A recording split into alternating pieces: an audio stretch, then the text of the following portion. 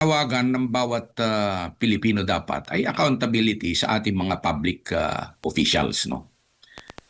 Pero dapat po ay maging patas po tayo, no? Alam naman po natin, ba't ko sinabing patas? Kasi nagiging selective po ang hustisya sa ating bansa, no? Lalong-lalo na itong Marcos regime, no? Itong regime ni Marcos ngayon, na kung saan ay talagang kitang-kita ang prinsipyo ng bendalo, no? Usong-usa na po 'yan, yung bendalo sa kanila at saka yung selective justice. Nasa linya po ng ating komunikasyon via Zoom ngayong umaga ay isa pong retired general si Carlos Kita. Sir, good morning. Jade at Admar po ang inyong makakasama. Maraming salamat po sa inyong oras. Good morning, Jade at Mark. Magandang umaga rin sa ating mga tagapakinig. Opo. Sa maraming panahon o maraming beses po na nakikita po nating mga kilos protestang isinasagawa po laban po sa korupsyon, laban po sa administrasyon. Itong nangyari pong o nangyayaring rally o pagtitipon dyan po sa EDSA People Power Monument, sir, ay ano pong pagkakaiba nito? Well,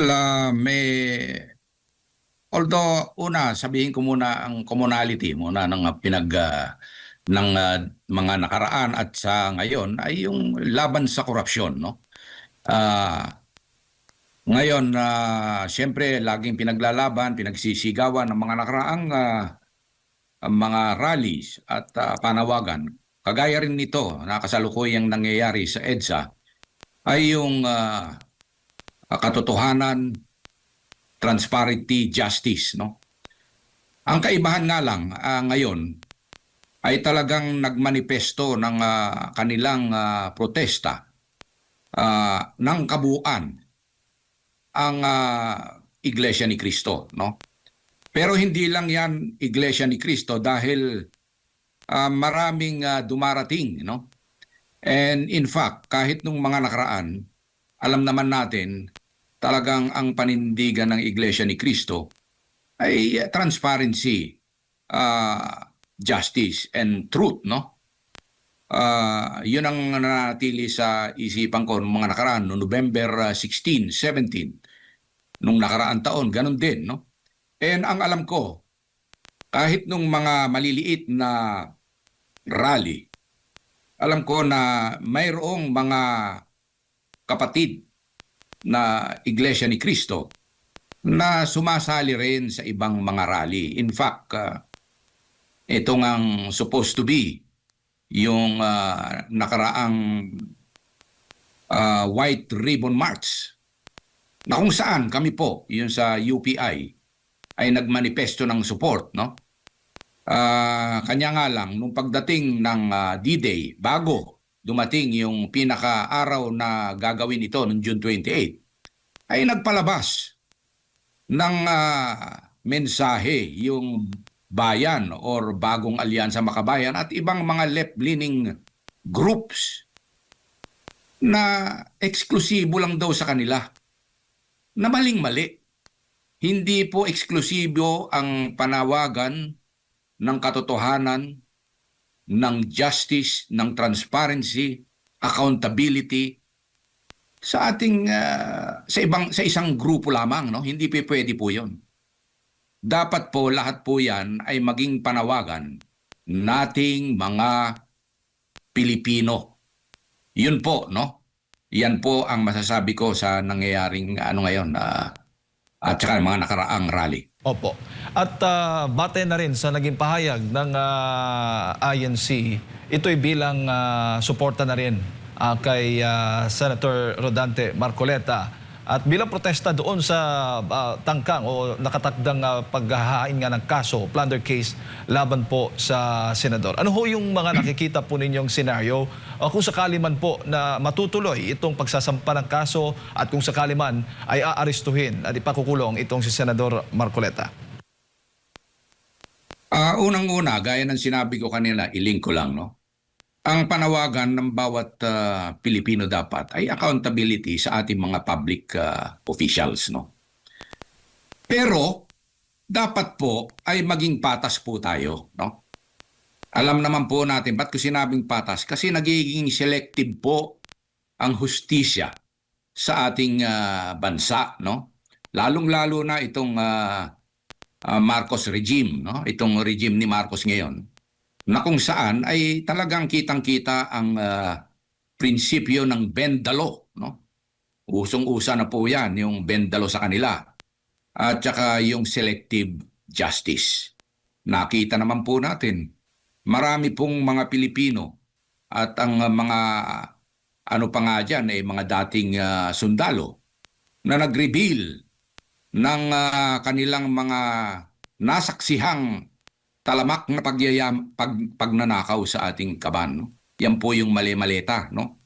Na hindi lang po daang milyon, kundi sa span ng mula nung 2023, doon sila nagsisimulang mag-reveal, no? Hanggang sa ngayon ay talagang umabot na ng trilyones yan. Although sa mga report ay 800 plus billion, no? So, okay lang naman po na magkaroon tayo ng ganyan, yung accountability. Pero dapat po'y hindi selective. Dapat po'y talagang tunay ang adhikain. Kaya hindi po natin mayaalis sa ating mga kapwa Pilipino. Hindi lang po ng Iglesia ni Cristo. Karapatan po nila na maglabas ng kanilang hinaing. Pero ang pinaglalaban nila ngayon, hindi lang naman po although nakatutok po sila kay Senator Marcoleta, pero alam naman po natin na pangmalawakan po ang kanilang ninanais. Biktima lang po, isa lang po siya sa mga maraming biktima. Yung aming leader, si retired General Romy Puques, nagsasalita ng maayos na talagang for transparency po ang tinutukoy niya at ng aming mga grupo at ng nakararami Pilipino. Pero ano po ang ginagawa? Ginigipit, kinasuhan, inciting to sedition nung nakaraang taon at patuloy pa ngayon. No? Yan po, okay naman po na magkaroon ng accountability pero dapat po ay fair. Yun po. Opo. Umaasa pa rin ho kayo na at ang grupo po ninyo na yung gobyerno po natin sa ilalim po ng pamumuno ni Pangulong Bongbong Marcos Jr. ay nakikinig sa mga panawagan po ninyo at tulad na lamang itong pagtitipong ito dyan sa EDSA People Power Monument. Umaasa pa rin ho kayo na tutugunan ng Pangulong Bongbong Marcos Jr. Kasama po ng lahat po ng nasa ilalim po niya yung mga panawagan ngayon ng mga kababayan natin o ng taong bayan sa sinasagawang rally dyan sa EDSA. Well, lahat naman po may posibilidad na gumanda ang sitwasyon, no? Actually, nandoon ako sa direksyon na malaking pag-asa dati. Ngayon ay halos nawawala na, pero hindi pa rin ako nawawala ng pag-asa. Although sa aming mga kasama at sa karamihan ng ating mga Pilipino, marami po ang nawawalan ng pag-asa. Pero ako po, sabi nga nila, habang may buhay, huwag mawawalan ng pag-asa. Kaya nga ako, na sa edad ko na 68 years old na, sabi ng mga anak ko, sabi ng mga kaibigan, bakit ka pa sumasama dyan? Dapat retired ka na, nandiyan ka lang namamahinga sa inyong tahanan kasama ang iyong pamilya. Sabi ko, well, pwede mo naman pagsabayin yan, nakasama mo ang iyong mga mahal sa buhay, pero sa akin, hindi ko maatim na ako, nagserbisyo ako ng 34 years sa military, tapos another 9 years sa public service. So 43 years po akong malinis na nagtrabaho. Pero eto ngayon ko lang nakita itong gantong katalamak na pagnanakaw. Trilyon po sa bawat budget po natin. Ay hindi lang po, practically 1/3 ang nawawala sa budget ng ating Pilipinas na minamahal. No? So biruin mo trilyones. Ngayon nag-increase na naman po sila ng 7.2 billion. Nagdagdag ng 500 billion at trillion ang ibig ko sabihin, no? 7.2 trillion para sa 2027. Sana naman po pupunta yung additional na 500 billion ay napakatindi po. So, hindi naman po ako nawawalan ng pag-asa. Kaya patuloy kaming sumisigaw sa malinis na pamamaraan, sa tahimik. Of course, ang tao ay ang pasensya ng taong bayan ay may limitasyon. At naobserbahan na po natin yan nung mga nakaraang taon, noong 1986 at mga ibang panahon pa. At eto ngayon, dapat ang panawagan ko kay Pangulong Marcos, gawin niya ang talagang para sa bayan. Yung mga ninakaw, ang problema, yung mga ninakaw, biruin mo si Secretary Bunuan, gagawing state witness. Samantalang isa siya sa mga most guilty. Siya ang head ng secretary. Sa command responsibility pa lang, hindi siya pwedeng mawala. Tapos gagawing state witness, saan ka naman nakakita ng mga ganyan? Nung sinabing sila Diskaya ang gawing state witness, tinanggihan agad nila, sabi nila, most guilty. Hindi po sila ang most guilty, biktima rin po sila. Of course, kumita sila. So, panawagan ko sa ating gobyerno to at sa lahat ng mga institusyon, wag po kayong paggamit sa mga corrupt na politician, sa ating mga namumuno na walang ibang hinangad kundi kayamanan, kulimbatin ang ating kaban ng bayan. Mag-isip po tayo. Hindi po ito fake news. Talaga pong winawalang hiya tayo ng gobyernong ito. Kita mo naman po natin, wag na po tayong magbaangan. So patuloy po ang ating laban at sumali po tayo dito sa panawagan ng ating mga kapatid na Iglesia ni Cristo at kasama na rin po ng taong bayan. Kahapon po, nandoon po ako, talagang nanakit ang aking dahil naglakad kami papunta doon. No? Of course, hindi kami magsasalita doon, although na-interview ako doon. Kanya lang talagang nandoon makikita mo. Hindi lang po ito ang Iglesia ni Cristo. Taong bayan po ito. Hintayin nyo lang po, aabot po yan ng milyon. Yan po, magbago na po ang ating gobyerno. Sana po makinig kayo sa panawagan naming taong bayan. Opo.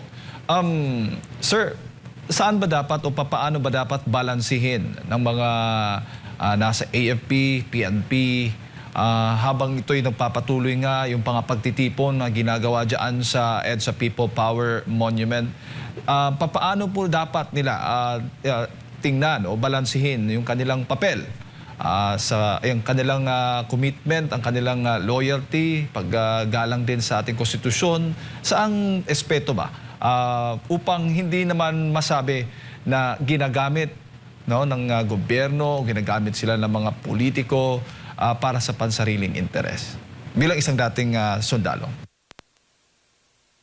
Unang-una, sa ating 1987 Constitution and even yung mga nakaraang Constitution natin, ang mandato ng ating Armed Forces of the Philippines ay to protect the state and the people. No? Talaga pong hindi po nakasaad doon na protektahan mo ang iyong leader. Of course, implied yun.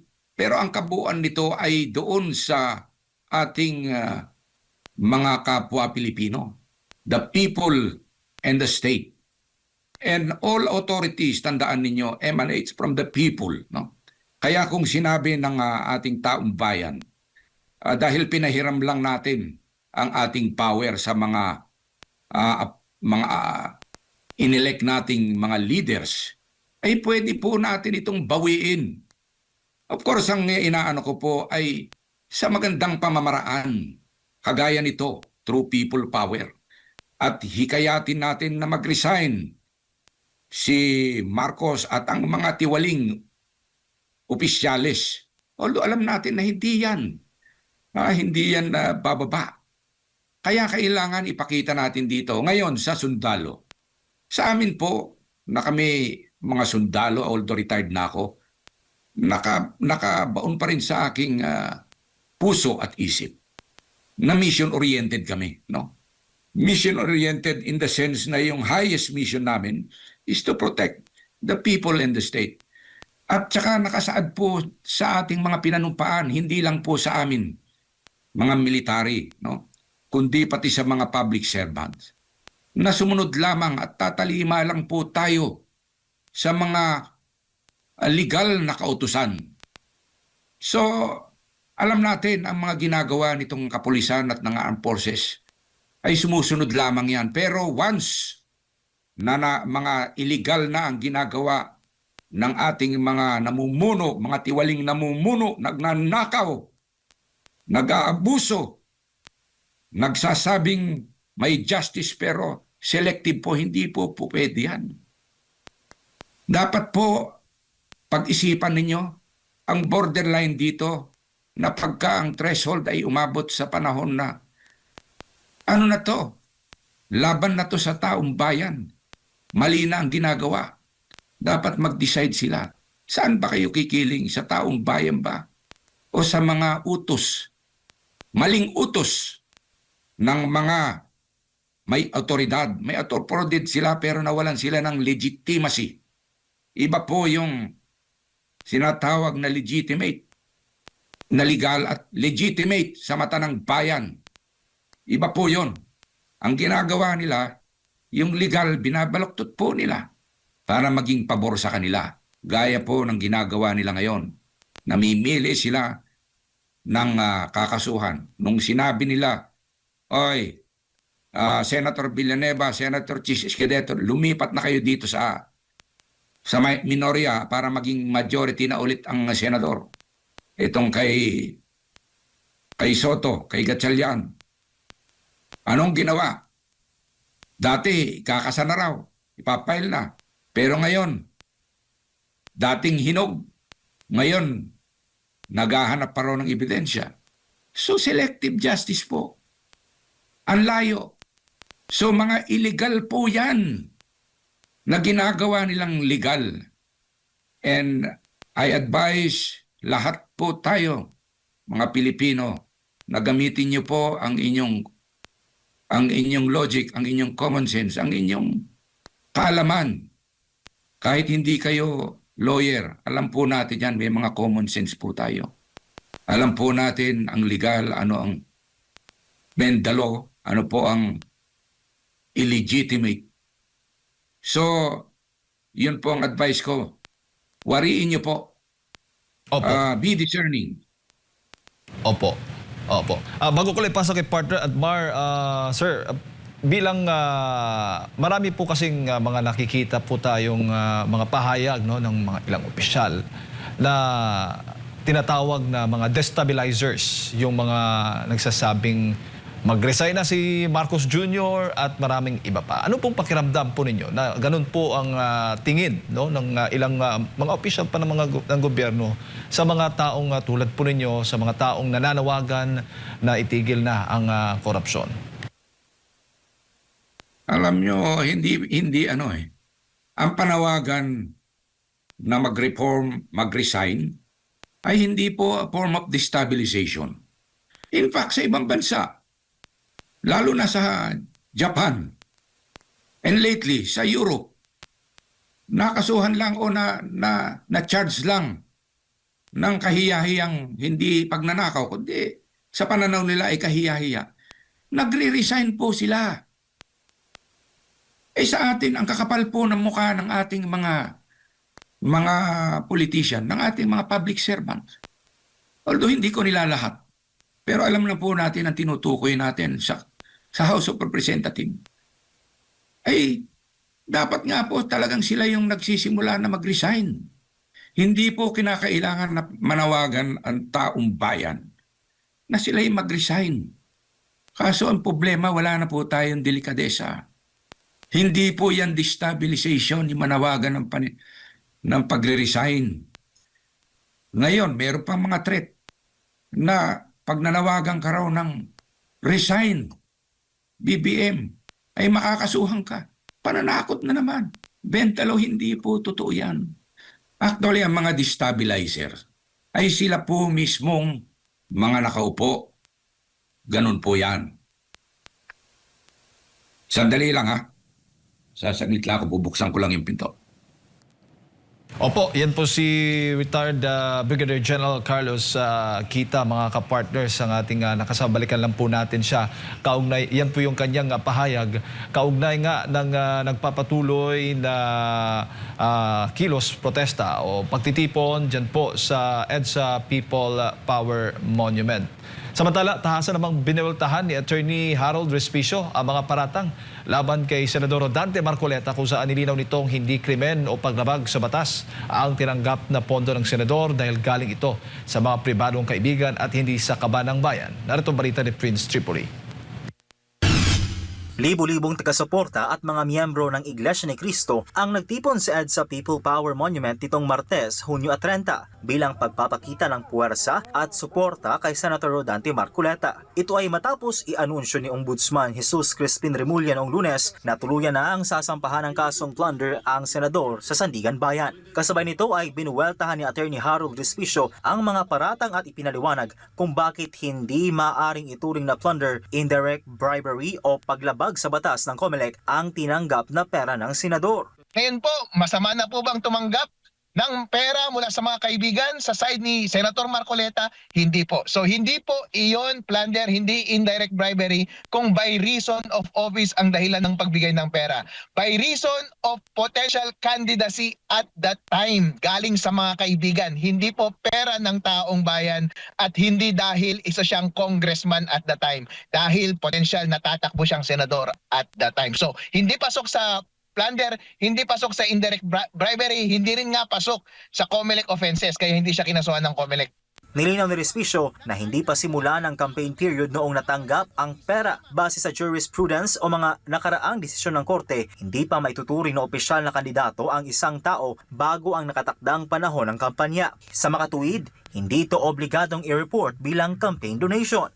Kung gusto niyang gamitin yung pera in preparation sa upcoming campaign at that time, nasa sa kanya na iyon. Pero yung kanilang mga transaction ay pribado po. Hindi involving ang elections, hindi involving ang technical campaign, at hindi involving mas lalo na ang public funds. Samantala, kasunod ng banta ng impeachment trial laban kay Vice President Sara Duterte, tiniyak ni Attorney Respicio na makakaboto at magagawa pa rin ni Marcoleta ang kanyang tungkulin bilang mambabatas. Anya, matatanggalan lamang ng karapatan ng isang halal na opisyal kapag may pinalhato o conviction mula sa korte, kung saan kasama sa parusa ang civil interdiction o tahasang diskwalifikasyon. Sa side ni Marcoleta ngayon, hanggat wala pang kaso, wala pang conviction, wala pang explicit na penalty na disqualified siya to stand as a senator or to run again for public office, ay pwede po siyang mag-dispense ng kanyang mga responsibilidad bilang senador. So ganun po dapat ang ating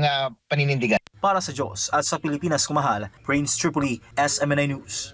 Balikan natin si retired Brigadier General Carlos Kita. General, maayong buntag si Admar po ito.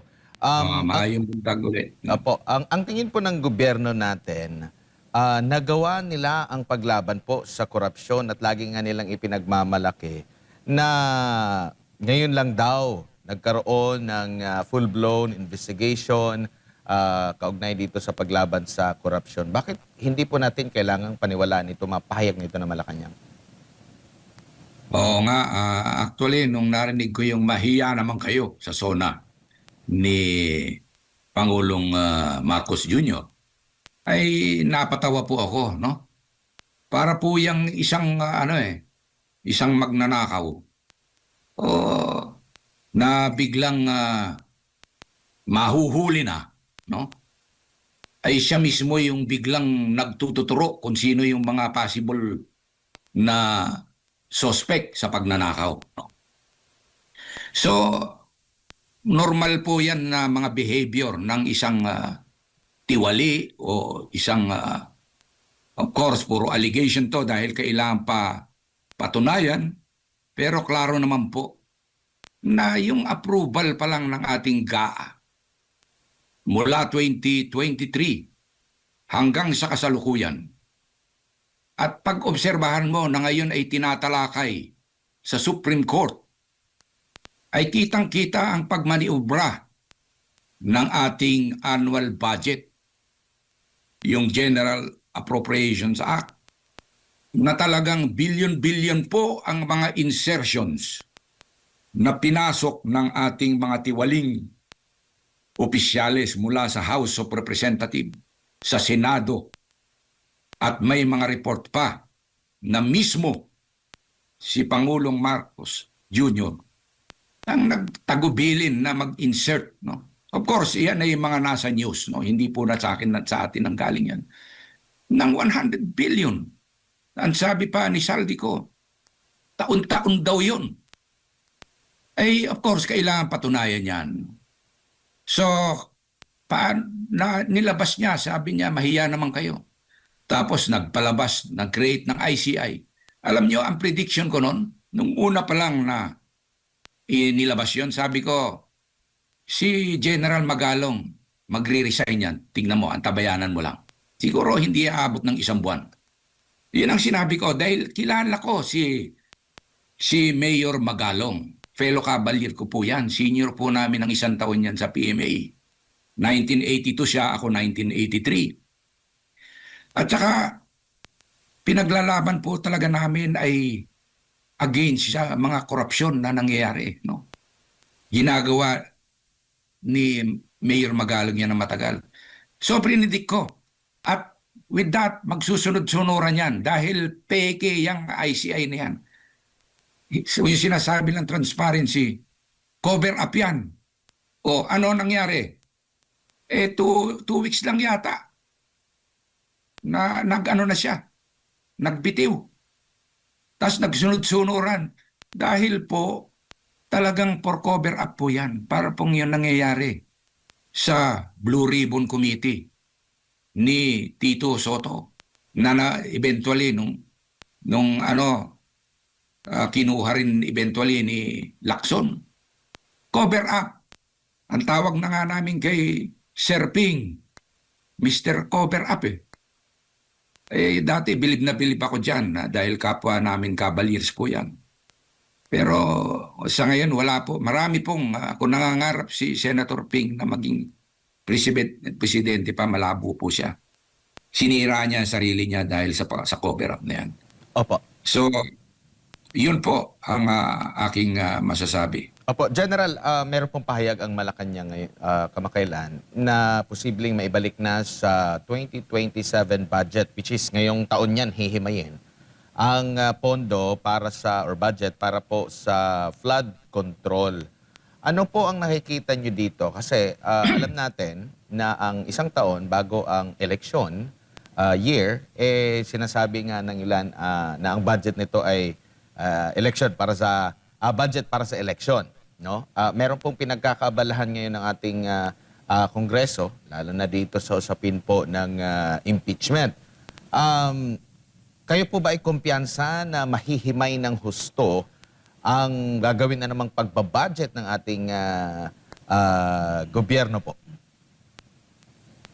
Well, sa record ng ating pamahalang ito, ay medyo delikado na naman yan. No? Kasi po kaya gustong-gusto nila yung mga flood control projects.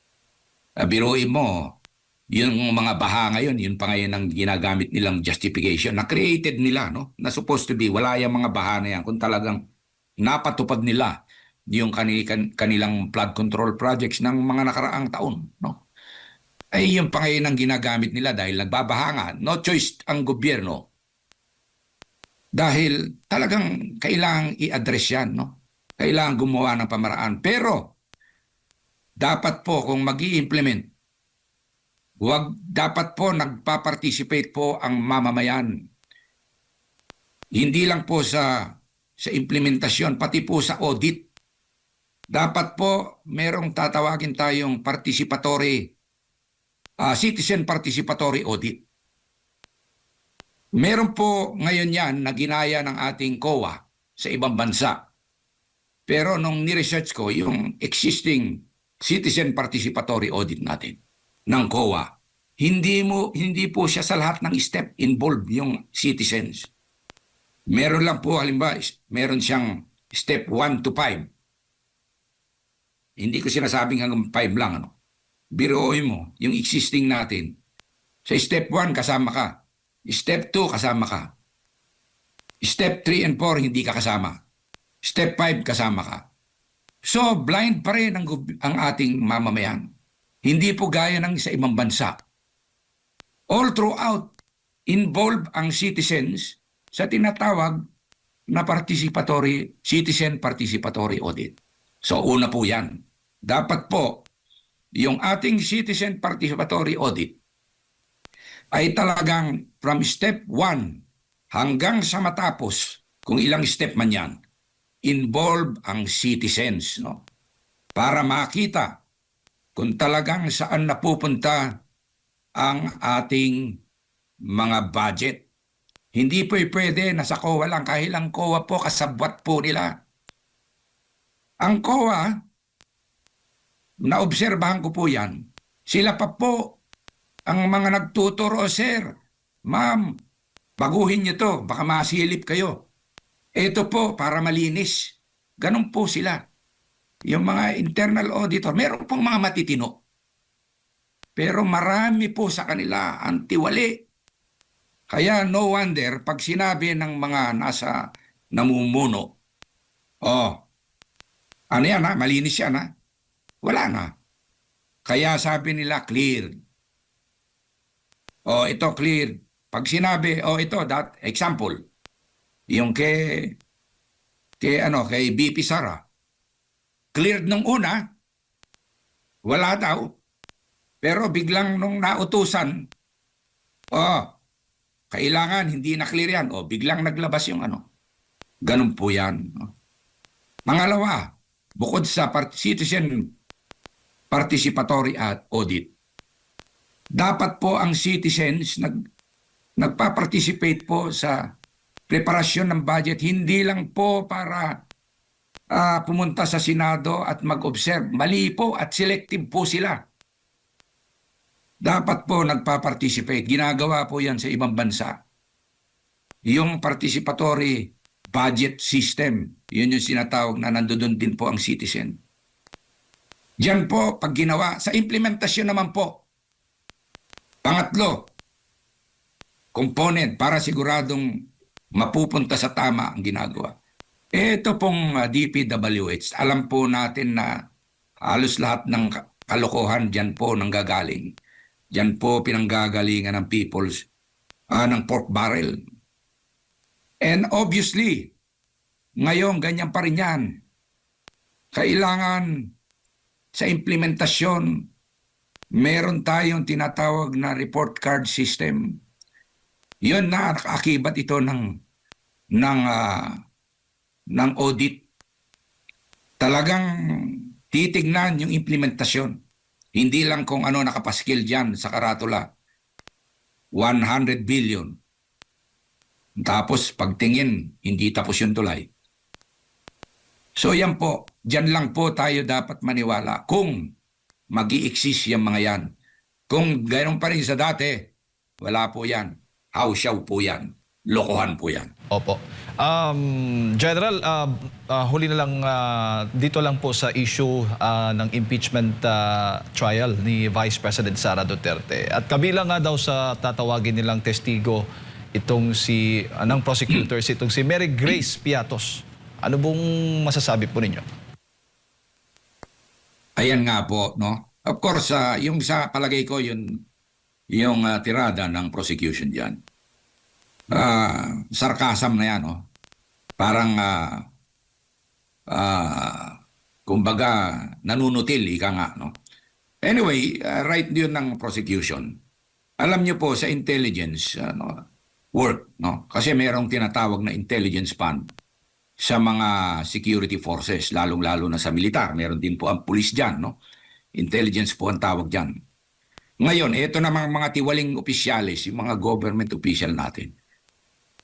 Siguro, sabi nila, dahil nga, hindi, may, yung ano niya, yung pag-account nito, ay may pagkakaiba sa usual accounting, no?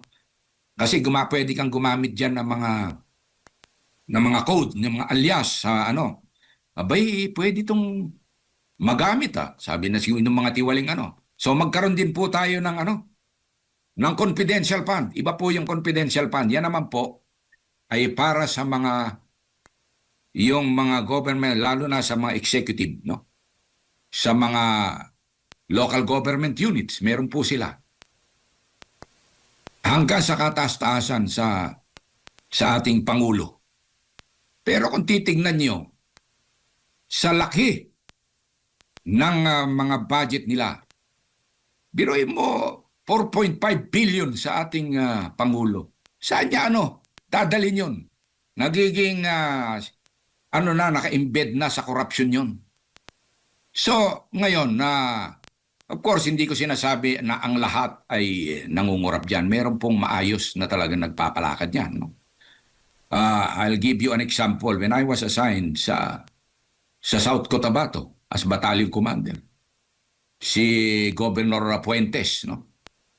Talagang ginagamit niya ng maayos yung kanyang ang confidential fund niya.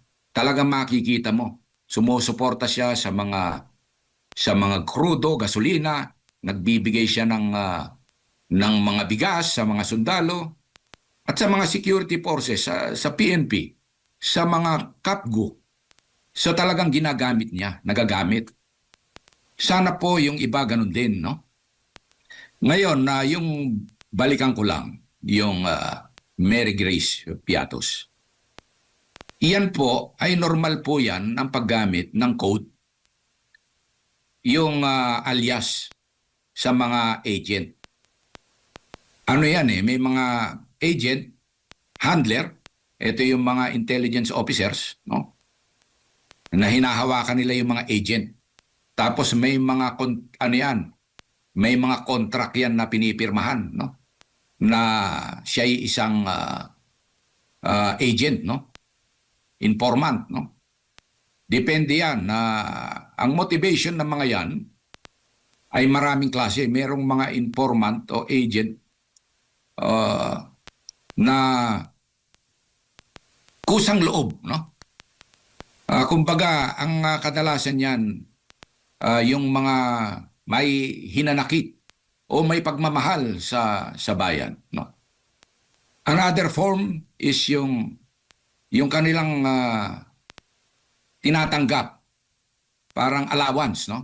Siyempre, nag-ooperate, pupunta doon, lalo na ang isang DPA, halimbawa, ay hindi yan magpapakilala na sundalo, hindi yan yan, pwedeng sundalo yung informant na yan, pwedeng kapgo, pwedeng civilian, no? Pwedeng magtataho, pwedeng kapwa parang double agent pa, dating o dating NPA o NPA. So ginagamitan po yan ng alias. Binibigyan po yan ng minimal allowance, hindi po yan malalaki. Minsan, kadalakad lang po. Depende po sa mission. Tapos meron po pati ang mission, yung COPLAN na tinatawag, yung Case Operation Plan or COPLAN, meron po yan. So, merong objective. May COPLAN na maiksi lang, mga 3 months, merong 6 months, may 1 year, merong beyond 1 year, and even tumatagal pa yung iba ng 10 years.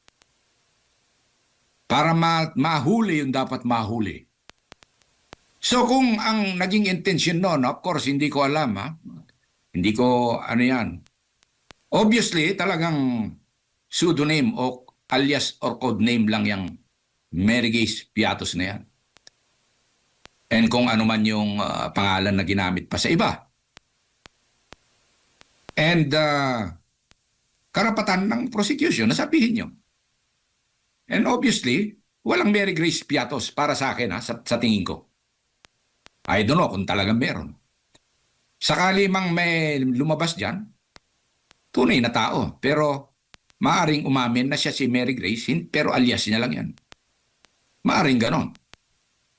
Maaring ay sasabihin ng depensa ay hindi po namin ilalabas dahil kasama po sa agreement po namin yan.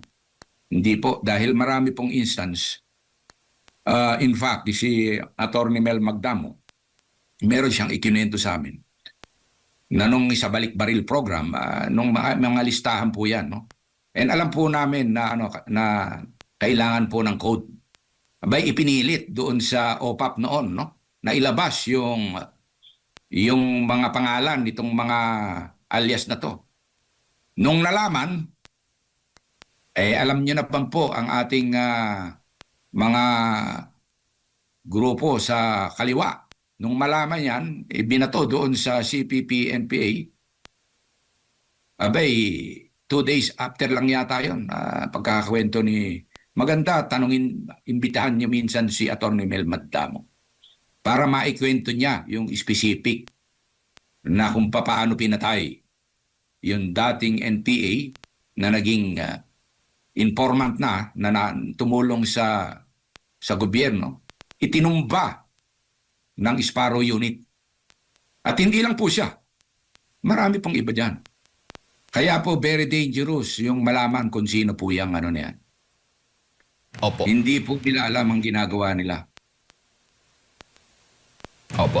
Siguro, Sir, General, huling mensahe po ninyo para sa ating mga kababayan na nanonood po at nakikinig sa mga oras po ito. Panawagan ko sa ating mga kababayan na nakikinig. Alam ko po na tayo po ay may kanya-kanyang talino. Meron po tayong mga political beliefs. Meron po tayong mga religious beliefs and paniniwala. Sana po maging discerning po tayo. Tignan niyo po ang inyong desisyon. Tignan niyo yung flow of events. Ano po ang ginagawa ng gobyerno ito? Imbis na tumbukin where the evidence leads, sabi pa nga ni Senator Lacson dati, yung pala, naging cover up. Doon po tayo pumunta. Huwag po nating pagtakpan. Huwag po yung mga nagsasalita ay yun po ang ipakulong o kasuhan po natin. Sana po be discerning po. Tingnan niyo po yung mga pangyayari. And with that, nananawagan po ako sa inyo na makiisa po kayo sa panawagan ng taong bayan. Hindi lang po ito ng Iglesia ni Cristo. Matagal na po ito. Taong bayan po ang nagsasalita. Uulitin ko sa ating Constitution, sa Article 2, Section 1. Sovereignty resides in the people, and all government authority emanates from them. So, pinahiram lang po natin yung otoridad sa mga tiwaling opisyal na to. Ngayon, naging abusado sila, naging magnanakaw sila. Karapatan po natin at duty na sumigaw at mag-introduce ng reforma. Kaya nananawagan kami. Pumunta po tayo, tulungan natin ang taong bayan dito po sa EDSA. Manawagan din po tayo kay Pangulong Marcos na mag-resign na. I-save niya ang country na to habang may panahon pa. Bagsak na po tayo. Yan lang po, God save the Philippines. Maraming salamat po, Retired Brigadier General Carlos Kita, ang ating pong nakasama na pakinggan po ngayong umaga.